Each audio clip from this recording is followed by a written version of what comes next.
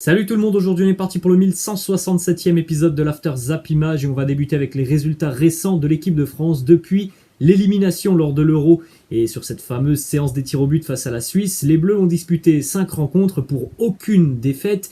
Il y a eu des matchs intéressants avec des scénarios assez fous. Il y a eu 2 matchs nuls donc lors des éliminatoires au Mondial face à la Bosnie et face à l'Ukraine, une victoire face à la Finlande et puis on rappelle le Final Four de la Ligue des Nations avec des scénarios complètement dingues, notamment face à la Belgique en demi-finale et puis cette victoire aussi renversante en finale face à la Rora espagnole. Donc il y a eu de bonnes choses du côté de l'équipe de France, mais il y a encore du travail et des choses à parfaire. Une déclaration du sélectionneur Didier Deschamps qui nous dit « La Ligue des Nations a montré notre force mentale ». C'est vrai qu'au niveau de l'état d'esprit, il n'y a pas grand-chose à reprocher à l'équipe de France qui a souvent été en grande difficulté sur certains matchs, face à la Belgique, face à l'Espagne, souvent menée. Les Bleus ont du caractère, les Bleus ont du répondant et souvent en seconde mi-temps, ils étaient capables de hausser leur niveau pour aller chercher un résultat. Donc ça, évidemment, c'est une très très bonne nouvelle du côté de l'équipe de France. Mais si on sait que l'équipe de France est menée à la mi-temps, ça veut dire aussi que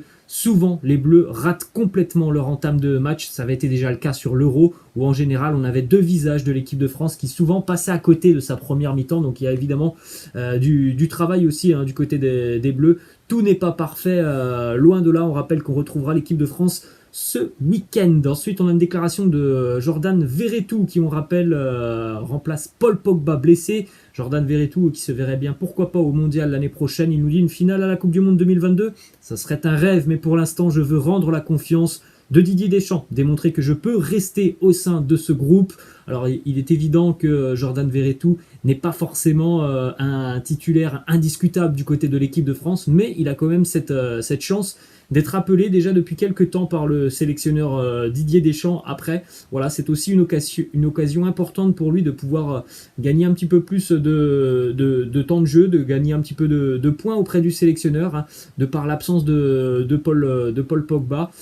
Ça sera une lutte féroce évidemment pour gagner une place, pour être dans le groupe qui participera au Mondial dans un an. Direction la Belgique maintenant, on jette un coup d'œil aux blessés des Diables Rouges pour les prochains matchs des hommes de Roberto Martinez. Pas mal de blessures côté belge. Romelu Lukaku, Yuri Tillmans, Michy Batshuayi, Jérémy Doku le Rennais, Thomas Vermaelen ou encore Toby Alderweireld. Ensuite, direction l'Amérique du Sud, de petites images de Léo Messi qui s'entraîne avec le groupe de l'Argentine pour les deux grosses prochaines affiches de l'Albi Céleste qui va donc affronter l'Uruguay. Ça sera demain à minuit, donc dans la nuit de vendredi à samedi à minuit, il y aura ce très beau match entre l'Argentine et l'Uruguay. Et puis la semaine prochaine, l'Argentine affrontera le Brésil. Donc c'est déjà une très bonne nouvelle évidemment pour l'Albi Céleste de pouvoir compter sur un Léo Messi qui s'entraîne et qui devrait donc de pouvoir jouer demain. On espère par contre qu'il n'y aura pas de rechute parce que le Paris Saint-Germain déjà et les dirigeants parisiens n'ont pas beaucoup apprécié de voir Léo Messi être sélectionné. Donc on espère que ça se passera bien quand même pour Léo Messi avec l'Argentine et qu'il reviendra en forme du côté de Paris. Ensuite on va au Brésil avec une déclaration de Lucas Paqueta. Très heureux de retrouver Neymar. Il nous dit avec Neymar, nous nous entendons très bien sur le terrain. Et en dehors aussi, il me soutient toujours pour que je puisse jouer mon meilleur football. C'est une véritable idole pour moi. C'est toujours spécial de jouer à ses côtés. Ensuite, direction Paris maintenant. On va jeter un coup d'œil à la une du quotidien L'Équipe qui titre « Stupeur et tremblement » du côté de la section féminine du Paris Saint-Germain avec une histoire complètement dingue que l'on a vu sortir dans les journaux hier entre 2 joueuses parisiennes, Aminata Diallo et Keira Amraoui.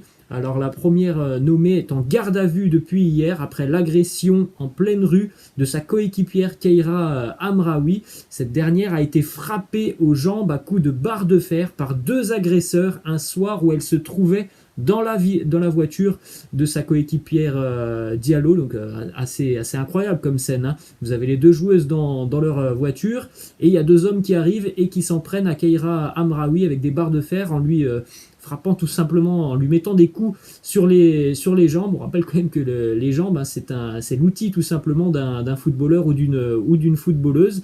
Donc évidemment c'est une histoire assez incroyable et la police suspecte tout simplement la joueuse Aminata Diallo d'être derrière tout ça parce que les deux joueuses sont en concurrence du côté de Paris. Donc évidemment si l'une est blessée, c'est forcément l'autre qui jouera à sa place. Donc c'est une histoire quand même complètement dingue entre ces deux joueuses du Paris Saint-Germain. Une rivalité en interne est donc explorée par la police judiciaire. On a une déclaration de Noël Le Graët, le président de la Fédération française de football, qui nous dit « Ce qui est suspecté est invraisemblable. Je connais les deux joueuses.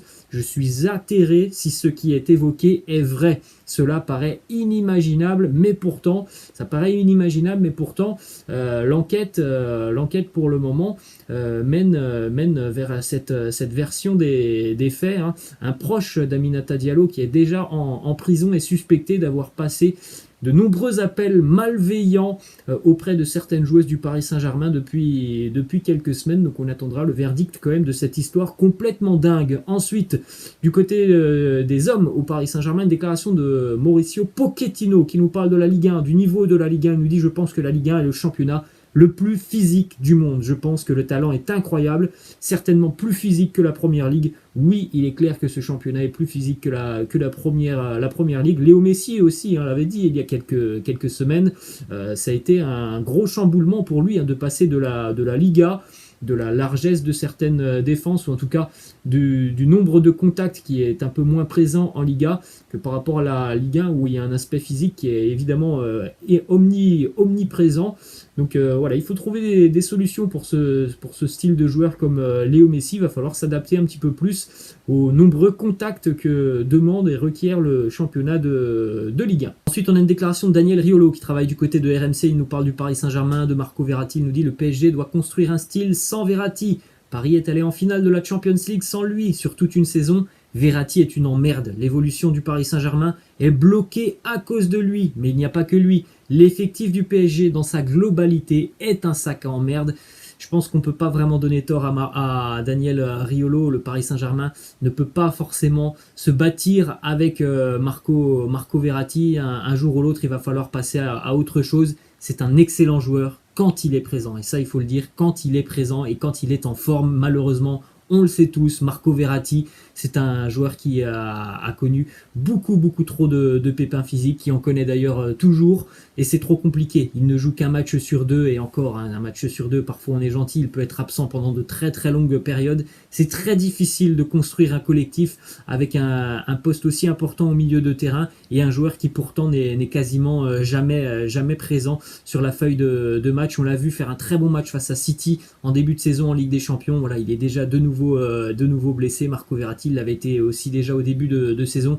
Voilà, c'est très compliqué évidemment de construire une équipe avec ce genre de joueur qui, je le rappelle quand même, hein, est un excellent joueur. Malheureusement, voilà, sa condition physique ne permet pas au Paris Saint-Germain de pouvoir construire un collectif fort. Ensuite, on a une information au mercato qui concerne Mauro Icardi, qui serait la cible de plusieurs clubs, dont l'Atlético Madrid, qui pourrait tenter une offensive sur le mercato hivernal. Autre info mercato côté parisien, le PSG s'intéresse à son ancien joueur Christopher Nkunku en vue d'un éventuel transfert l'été prochain en cas de départ notamment de Kylian Mbappé. Christopher Nkunku qui fait des merveilles du côté du RB Leipzig, un début de saison stratosphérique pour Christopher Nkunku. Évidemment, le PSG n'est pas seul sur ce dossier. Le Real, la Juventus et City gardent un œil attentif sur la situation du joueur du RB Leipzig. Ensuite, direction Marseille, Dimitri Payet qui nous dit être un Marseillais à vie. Il nous dit tenter par un nouveau challenge avant le début de cette saison. Non, le nouveau challenge, ça fait 4 ans qu'il est là, qu'il a commencé. Il n'y en aura pas d'autres. Je serai Marseillais à vie. Une déclaration de Luan Pérez qui nous parle de Gerson. Il nous dit il faut qu'il s'adapte à la Ligue 1 et à des postes un peu différents. Il prend ses marques, mais il va bientôt retourner la situation. Là, il est un petit peu agacé, mais c'est normal car il veut montrer son vrai visage. Mais ça va venir. C'est tout ce que l'on souhaite à Gerson, de pouvoir et exprimer pleinement son talent et son potentiel du côté de l'Olympique de Marseille. Autre info côté phocéen, ça va pas faire plaisir aux dirigeants de l'Olympique de Marseille puisque le club italien de Cagliari ne serait pas satisfait des performances de Kevin Strootman, notamment en ce qui concerne sa condition physique. On rappelle que Kevin Strootman était normalement prêté jusqu'au mois de juin 2022. Le club de Sardaigne envisagerait de renvoyer Strootman du côté de Marseille dès le mois de janvier. Direction Madrid maintenant, deux déclats d'Emilio Butragueño, légende du Real, qui nous parle d'Ancelotti. Il nous dit c'est l'entraîneur idéal pour le Real, c'est un homme avec beaucoup d'expérience, un sage du football qui sait tirer le meilleur des joueurs et qui a une personnalité qui correspond parfaitement au Real Madrid. Je pense qu'on est tous d'accord là-dessus. Autre déclat de Butragueño sur Karim Benzema. Il nous dit c'est un plaisir de voir jouer Benzema ces dernières années. Il a assumé une grande responsabilité et a répondu aux attentes. Il est déjà une légende du Real. J'espère qu'il sera encore avec nous pendant de nombreuses années. Déclaration de Dani Carvajal sur Vinicius Junior. Il nous dit Vinicius, on dirait qu'il vole. C'est le joueur le plus en forme du Real et un exemple de force mentale. Il était beaucoup critiqué pour son manque de réalisme et il a tout pris sur ses épaules pour repartir de l'avant. On en a souvent parlé. C'est vrai, un concours de la saison passée, notamment des 2 dernières saisons, notamment avec Zizou. Vinicius a souvent été très très critiqué. On rappelle comme c'est un très jeune joueur. Il a beaucoup travaillé aussi sur ces derniers mois. Et le travail est en train de payer pour Vinicius qui devient vraiment redoutable. Direction Barcelone maintenant avec 2 infos mercato qui vont concerner le nouveau Barça de Xavi. Premièrement, Xavi serait plutôt partant à l'idée de faire revenir son ancien partenaire Dani Alves. Plusieurs personnes au sein du club sont aussi ouvertes à cette idée. Une rencontre est d'ailleurs prévue entre Dani Alves et les représentants du Barça dans les tout prochains jours. Dani Alves s'est fixé un dernier objectif, peut-être avant de prendre sa retraite, c'est d'être présent au Mondial 2022 l'année prochaine. Donc lui aussi, Dani Alves verrait d'un bon œil un retour du côté de Barcelone. Ça pourrait se faire sur le mois de janvier. Alors j'espère que ce n'est qu'une solution de rechange. En tout cas, c'est qu'une solution provisoire pour le FC Barcelone parce que voilà, Dani Alves, quand même, il a 38 ans. Depuis son passage au Paris Saint-Germain, c'est quand même un joueur qui est plutôt sur le déclin. Donc j'espère que du côté du Barça, on ne mise pas son avenir sur Dani Alves. Autre info côté barcelonais, ça concerne le secteur offensif. Xavi aimerait amener dans ses valises Bagdad Bounedjah, l'attaquant qu'il a connu pendant de nombreuses années du côté de son passage au Qatar avec le club d'Al Saad. Le buteur et international des Fennecs algériens pourrait donc atterrir du côté de Barcelone sur le mercato hivernal. Ça serait une piste pour remplacer Luc de Jong qui n'est pas apprécié par Xavi. Luc de Jong devrait quitter la Catalogne sur le mois de janvier. Alors Bagdad Bounedjah est un serial buteur du côté du Qatar, il marque plus qu'il ne joue de matchs. Après, ça sera peut-être aussi compliqué parce que Bagdad Bounedjah, il a un salaire quand même qui est très très très intéressant du côté du Qatar. À voir si ça peut être un challenge qui peut l'intéresser du côté de Barcelone. Bagdad Bounedjah n'a jamais évolué en Europe. Une déclat de Xavi sur Bagdad Bounedjah. Il nous dit Bounedjah peut jouer dans n'importe quel club d'Europe, même dans un match de Ligue des Champions entre le Barça et le Paris Saint-Germain. Il aurait pu jouer avec l'une des deux équipes. Ensuite, direction cette fois-ci la Turquie, une information qui concerne Miralem Pjanic qui on le rappelle est prêté du côté du Beşiktaş et Miralem Pjanic est lui très heureux du départ de Ronald Koeman. Il voit d'un très bon œil l'arrivée de Xavi et il se dit tout simplement que ça pourrait être une deuxième chance pour lui de retourner du côté de Barcelone à l'issue de son prêt au Beşiktaş. Ensuite, direction l'Angleterre, une information qui concerne l'attaquant de la Fiorentina, Dusan Vlahovic, qui est suivi notamment par Arsenal. Visiblement, les agents de Dusan Vlahovic ne répondent plus aux appels des Gunners. Les négociations sont donc au point mort. Il est également dans le viseur de Tottenham. Pour rappel, Dusan Vlahovic a pour le moment refusé de prolonger avec la Fiorentina.